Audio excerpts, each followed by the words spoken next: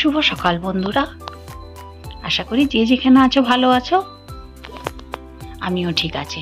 সুমিতাস লাইফে নতুন একটি ভিডিওতে তোমাদেরকে জানাই অনেক অনেক ভালোবাসা আর অনেক অনেক স্বাগত। আর এখানে দেখো সকাল সকাল আমার ছেলে মেয়েদের স্কুল যাওয়ার তোড়জোড় চলছে।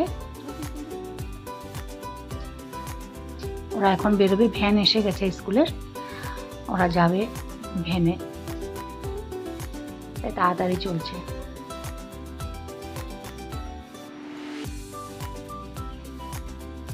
সকালে ওদের স্কুল যাওয়ার তাড়াহুড়োটা যখন থাকে না, তখন আর ঠিক মতো কিছু করা যায় না। ওদের টিফিনও দিয়ে দিয়েছিলাম আমি, আজকে একটু পরোটা করে দিয়েছিলাম, পরোটা একটু আলুর তরকারি, ওই নিয়েই যাচ্ছে ওরা।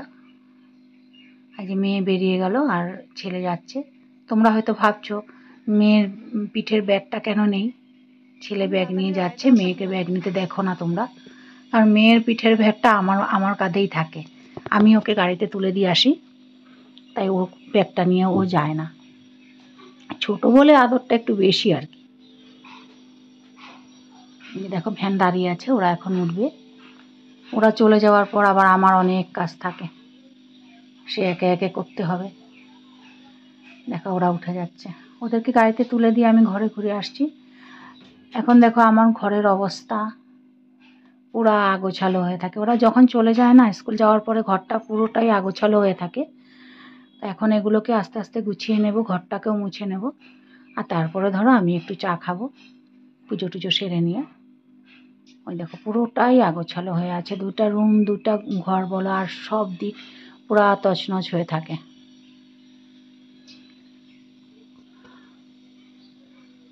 এই দেখো কি হয়ে আছে পুরোটা, সব ঠিক করতে হবে এখন আমাকে। অনেকটা সময় চলে যায় আমার এগুলো করতে করতেই। আর এখন দেখো, এখন অনেকক্ষণ পরেই আমি তোমাদের সামনে আবার এসেছি। আমার সব কাজ সারা হয়ে গেছে, ঘর পরিষ্কার করা হয়ে গেছে। এখন আমি চা নিয়ে এখন বসবো, পাখিদেরকেও খাওয়া দিয়ে দিয়েছি, আমি স্নান করে এসে ওদেরকেও একটু খেতে দিই। আর এই দেখো পাখিগুলোকে খেতে দিয়েছে। আমি বলেছিলাম না অনেকগুলো পাখি আসে আমাদের এখানে, পাখি আসে। একটা কাঠবিড়ালিও দেখি আজকে দুদিন থেকে আসছে, ও আসে, ওই দেখো রুটি নিয়ে চলে যাচ্ছে। আমি দূর থেকেই ওদেরকে একটু ভিডিও করলাম। পাখিগুলো দেখো কি সুন্দর করে খাচ্ছে। আমি যখনই চা খেতে বসি না, ওদেরকে এইভাবে দেখি, দেখতে দেখতে চা খাই, আমার খুব ভালো লাগে। আমি অনেকটা দূর থেকে আমাদের ডাইনিং টেবিলের এখান থেকেই বসে বসে ওদেরকে ভিডিও করছিলাম, কাছে গেলে তো উড়ে যাবে সব। আর এই দেখো কি সুন্দর করে খাচ্ছে। আর কাঠবিড়ালিটা কতক্ষণ পরে পরে এসে ওদেরকে তাড়িয়ে দিয়ে ও নিজে কিভাবে খাবে সেই চিন্তা করছে। আর ওদের এই পাখি দেখা দেখি করতে করতে ওই দেখো কাঠবিড়ালিটা আবার এসেছে। পাখি দেখতে দেখতেই আমি আমি ভেবে এই পাখিগুলোকে দেখতে দেখতেই কি রান্না করব সেটাও ভেবে নিচ্ছি, চিন্তা করছি কি করা যায়। আর যেহেতু খুব একটা বেশি কিছু করব না, বিকেলে আমাদের একটু নিমন্ত্রণ আছে বিয়ে বাড়িতে, বিয়ে বাড়ি ঠিক না, রিসেপশান, তো সেখানে যাওয়ার আছে, তাই হালকা কিছু করব।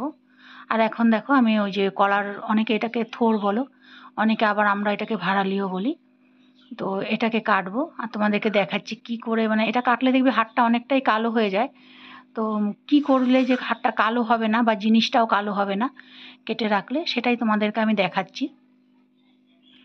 তো দেখো এই ভাড়ালি দুটো না, আমরা থোড় দুটো আর কি কলার, তো এটাকে নিয়েছিলাম আগের দিন, তো বাইরে ছিল বলে ফ্রিজে তো রাখিনি, আর বাইরে ছিল বলে একটু একটু লাল লাল হয়ে গেছে।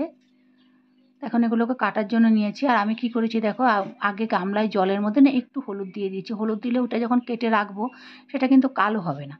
আর এখানে আরেকটা বাটিতে একটু জল নিয়েছি আর লেবু নিয়ে নিচ্ছি, লেবুটা এটার মধ্যে চিপে দেব। আর চিপে যখনই আমি হাতটাকে ডুবিয়ে দেবো, হাতটাকে ধুয়ে তারপর আমি যখন এই থোড়টাকে কাটবো, তো আমার হাত কিন্তু একটুও কালো হবে না, হাতে যে কষটা লাগে সেটা লাগবে না। আমি ওই লেবুর রসটা এখানে চিপে নিচ্ছি, তো চিপে নিয়ে আমি হাতটাকে ওর মধ্যেই ডুবিয়ে ডুবিয়ে ধুয়ে নেব, ধুয়ে তারপর আমি কাটাটা শুরু করব। না হলে দেখো কাটলে পরে হাতটা কেমন কালচে হয়ে যায়। আর মানুষের কাছে নিজের হাত নোংরা, হাতটা নোংরা থাকলে কারো কাছে বের করতেই ভালো লাগে না। দেখুন লেবুটাকেও আমি ডুবিয়ে ভালো করে ওটা রসটাকে চিপে নিলাম। তো এখন এটার মধ্যে আমি হাতটাকে ডুবিয়ে তারপরে এই থোড়টাকে কাটবো। আর থোড়টাকে কেটে রাখলেও অনেক সময় দেখবে শুধু এমনি জলে যদি রাখো, থোড়টা রান্না করলে পরেও কালো হয়ে যায়, তরকারিটা দেখতে ভালো লাগে না। তার জন্য ওই হলুদ জলের মধ্যে ফেলা। দেখো আমি ভালো করে হাতটাকে কষলে ওর মধ্যে ধুয়ে নেব। এই লেবু থাকাতে কি হয় বলো তো, লেবু একটা সাইট্রিক অ্যাসিড তো, তাই ওর জন্যই হয়তো বা কষটা আর হাতের মধ্যে বসে যায় না। আর অনেক সময় কি বলো তো, অনেক সময় সিজনের জন্য লেবু তো সবসময় পাওয়া যায় না বাজারে, তখন যদি তোমরা লেবুর জায়গায় লেবু না থাকলে বাড়িতে যদি একটুখানি ভিনিগার নিয়ে ওর জলের মধ্যে একটুখানি ভিনিগার মিশিয়ে দিয়ে যদি হাতটাকে ধোও, তাহলেও দেখবে হাতের মধ্যে কালচিটে দাগটা পড়ে না, তখনও কষ্ট অনেকটা বসে না। তবে ভিনিগারের চাইতে আমি দেখেছি করে, ভিনিগারের চাইতেও লেবুটা বেশি ভালো। ভিনিগারটা দিতে গেলে অনেকটা পরিমাণেই দিতে লাগে, আর লেবুর রস অল্প একটু দিলেই হয়ে যায়। এই দেখো এটাকে কাটতে গেলে দেখবে অনেকটা আঁশ বেরোয়, ওই আঁশগুলোকে হাতের মধ্যে আঙুলে পেঁচিয়ে পেঁচিয়ে তারপরে আমি এর আঁশটাকে ছাড়িয়ে নিচ্ছি। না হলে এগুলো যখন আমরা রান্না করব তখন ভালো এগুলো আঁশ আঁশ হয়ে থাকবে, তো খেতে ভালো লাগবে না। এই আঁশগুলোকে ছাড়িয়ে নিতে হয় কেটে। এটা হয়তো অনেকেই জানো, এইভাবেই কাটতে হয় আঁশগুলো ছাড়িয়ে। তো আমি এইভাবে কেটে নিচ্ছি। তারপরে এটাকে একটু ডাল দিয়ে করব, ডাল ফাটা ফাটা করে করব। আর আজকে আর বেশি কিছু রান্নার তামঝাম করব না আমি, ওই এটা করব আর একটু মিষ্টি কুমড়ো একটুখানি ভাজা করব, একটু আলু ভাজা করব, আর খাওয়ার আগে একটুখানি ডিম ভাজা করেছিলাম, ওইটাই ওই থাকবে আমাদের খাওয়া দাওয়ার মধ্যে আজকে। তো অতিরিক্ত আর খাওয়া দাওয়া করব না। একটু আজ আমার হাজব্যান্ডও বাড়িতে নেই, ও থাকলে খাওয়ার একটু তামঝাম বেশি থাকে, ছেলে মানুষ বাড়িতে থাকলে যা হয় আর কি, তো আজ নেই। তো এখানে দেখো আমি ডালটাকে আধ ফাটা করে নিয়েছিলাম, ডালের মধ্যে একটু মুগ ডাল ছিল আর একটুখানি চানা ডাল ছিল, তো ওই দিয়ে আমি ওই আর কলার থোড়টাকেও একটুখানি সিদ্ধ করে নিয়েছিলাম, সিদ্ধ হলুদ একটু নুন হলুদ দিয়ে তো সিদ্ধ করে ওটাকে কচলে নিয়েছিলাম ছোটো ছোটো করে। তো এখন দেখো এই ডালের মধ্যে দিয়ে দিয়েছি, আর ফোড়নে খুব বেশি কিছু দিই নাই, একটু শুকনো লঙ্কা, একটুখানি পাঁচ ফোড়ন আর তেজপাতা, ওই দিয়ে নামানোর আগে একটুখানি ঘি দিয়েছিলাম, ঘি দিলে তো সুন্দর আসে গন্ধটা। আর এই যে দেখো রান্না করেছি, কিন্তু ওটা কিন্তু কোনোভাবেই কালো হয়নি, দেখলেই হয়তো বুঝতে পারছো যে হলুদ জলে ফেলে দিলে পরে না সেই তরকারিটা আর কালো হয়ে যায় না। আর এখানে দেখো মিষ্টি কুমড়ো ভাজাটাও কেটে নিয়েছিলাম, এই দেখো মিষ্টি কুমড়ো ভাজাটা আমি বসিয়ে দিয়েছি একটু কালো জিরা দিয়ে, কিন্তু ওর মধ্যে কিন্তু আমি নুন বা হলুদ কিছুই দিইনি। এভাবে করবে দেখবে মিষ্টি কুমড়ো ভাজাটা ভেঙে যায় না। অনেক সময় দেখবে মিষ্টি কুমড়ো ভাজা এইভাবে করতে গেলে মানে একদম নরম হয়ে যায়, ভেঙে যায়, কিন্তু প্রথমে তোমরা নুন হলুদটা দেবে না, তাহলে দেখবে ভাজাটা সুন্দরভাবে উঠে আসবে। একটু নামানোর আগে দেবে নুন হলুদটা, একটুও ভেঙে যাবে না। তো দেখো আজকের ওই সিম্পল খাওয়া দাওয়া করেছিলাম দুপুরে, এরপর আর বেশি কিছু হয়নি। তো এখন দেখো রাত্র হয়ে গেছে, প্রায় 8, সাড়ে 8টা বাজে। আমি আমার ছেলে মেয়েদেরকে নিয়ে চলে এসেছি বিয়ে বাড়িতে।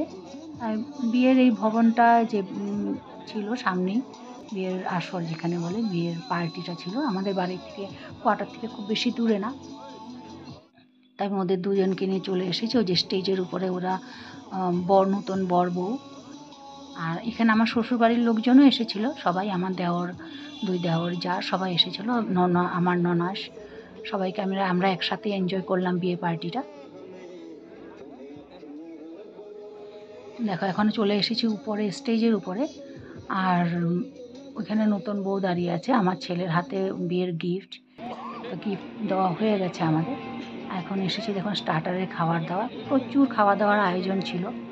তো স্টার্টারে এখন ঘুগনি চপ খাওয়া হচ্ছে, ঘুগনি চপ ছিল, স্যুপ ছিল, চিকেন লেগ পিস যেটাকে বলে, তন্দুরি চিকেন ছিল, ফ্রুট স্যালাড ছিল, আর ছিল ফুচকা, আর কফি ছিল, চা ছিল, মানে বলতে গেলে অনেক কিছু। আর ছিল বেবিকর্ন, তো জিলাপি ছিল, এই যে আমি একটু জিলাপি নিয়েছিলাম, ছানা ক্ষীর দিয়ে জিলাপিটা, আমি একটু জিলাপি খাচ্ছিলাম, আর এদিকে সবাই খাওয়া দাওয়ায় ব্যস্ত। আমি ঘুগনি চপটাও একটুখানি খেয়েছিলাম, তো খুবই ভালো ছিল খাওয়া দাওয়াগুলো, যে টেস্টি ছিল, তো এটাই আমরা খাচ্ছি সবাই এখানে।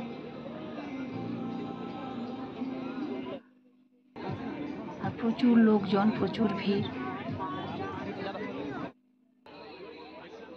এই দেখো এখানে ছিল পান দোকান, আর ভিতরে এখানে ছিল মেইন কোর্স যেটাকে বলে, মেইন খাওয়া দাওয়া, তো আয়োজন এখানে বুফে করেছিল, এখানে বসে খাওয়ার জন্য চেয়ারও দেওয়া ছিল পাশে। তো এখানে এসে গেছি আমরা এবার, যেহেতু লোকজন বেশি ছিল তাই সবাই ওই সাইড থেকে লাইন দিয়ে এক এক করে করে খাবার নিয়ে যাচ্ছিল। তো আমরাও গেলাম সেই দিকেই।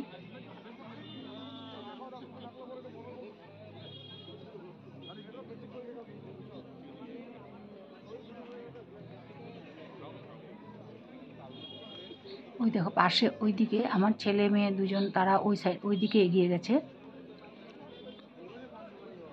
এই যে দেখছো সামনে, এও আমার এক যা হয়, ইনিও আমার একজন ভাসুর। আর এই যে আমার ছেলে আমাকে বলছে ওই দিক থেকে চলো মা। এই দেখো এখান থেকে দাঁড়িয়ে সবাই এক এক করে খাবার নিয়ে যাচ্ছে, আর ওইদিকে বানানো হচ্ছে রুমালি রুটি।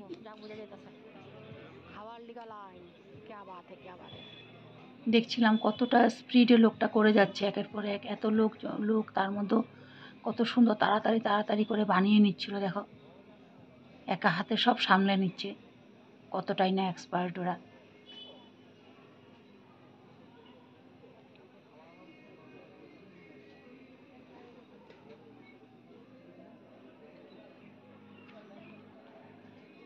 সবাই প্লেট নিয়ে যাচ্ছে, আবার যার যা লাগবে তা নেওয়ার জন্য।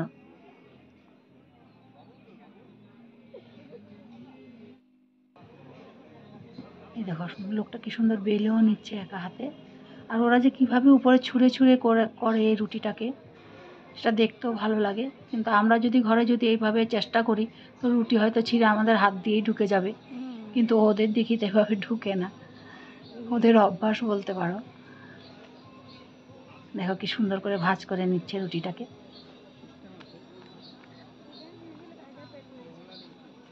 দেখো হাত দিয়ে ওদের কোনো বেলার দরকার হলো না, ওরা হাত দিয়ে দিয়েই সুন্দরভাবে এত বড় রুটিটাকে বানিয়ে নিল।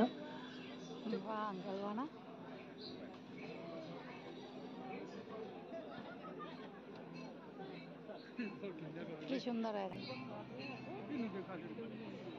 দেখো এখানে সবাই লাইন দিয়ে খাবার নিচ্ছে, আর এখানে খাওয়ার মধ্যে অনেক কিছু ছিল। প্লেন রাইস ছিল, তারপর বাসন্তী পোলাও ছিল, চিকেন ছিল, মটন ছিল, ইলিশ ভাপা ছিল, এই রুমালি রুটি ছিল, ডাল মাখানি ছিল, এই প্লেন ডাল ছিল, আলু ভুজিয়া, তারপর বেগুন ভাজা, স্যালাড, তারপর চিংড়ি কচু পাতা দিয়ে চিংড়ি করেছিল, আর ছিল পনির ছিল, একটা মিক্সড ভেজ ছিল।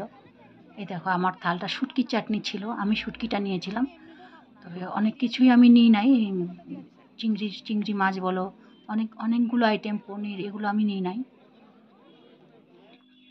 আমরা সবাই এখন প্লেট সাজিয়ে নিয়ে চলে এসেছিলাম খাওয়ার টেবিলে। আমার খাওয়া দাওয়া শেষ হয়ে গেছে, তো এসে এই জায়গায় একটু বসেছিলাম, বসার জায়গা করেছিল এখানে। আর ওই সাইডে ছিল স্টেজ, যেখানে বউ বসেছিল। আর এইদিকে এই যে আমার ছোটো যা, আর এখানে আমার ছেলে মেয়ে। তা আমি সব শেষে তোমাদেরকে কয়েকটা ছবি দিয়ে দিয়েছি। আমার বড় যা দেওর, আমার মেয়ে, আর আমার এই যে ছোটো যা, ছোটো দেওর আর আমার মেয়ে ছিল একসাথে। আমরা সবাই মিলেই খুব খুশিতে কাটিয়েছিলাম কিছু মুহূর্ত, আর আমার ছেলে, আমার মেয়ে। তো এইভাবেই আমি আমার আজকের দিনটাকে কাটালাম। আশা করি তোমাদের ভালো লেগেছে ভিডিওটা। যদি ভালো লাগে তাহলে একটা লাইক দিও বন্ধু, আর পাশে থেকো। আজ তাহলে